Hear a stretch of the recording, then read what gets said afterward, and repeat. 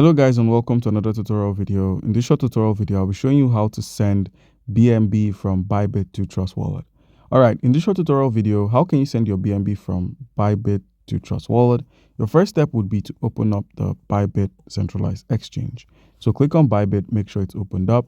Also, make sure you have an account on Bybit. If you do not have an account on Bybit, by using our link in the description of the video, you stand a chance to claim 5,030 US worth of welcome gifts and bonuses when you register and verify using our link.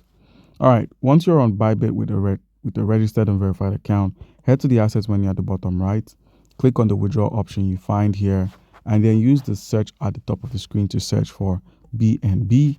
Click on the BNB token, and then you're met with the withdrawal.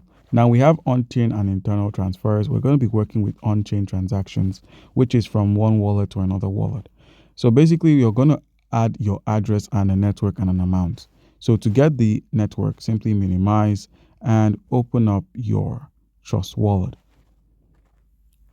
Once you've opened up Trust Wallet, simply use the search icon at the top of the screen to search for the BNB Smart Chain, or simply type in BNB.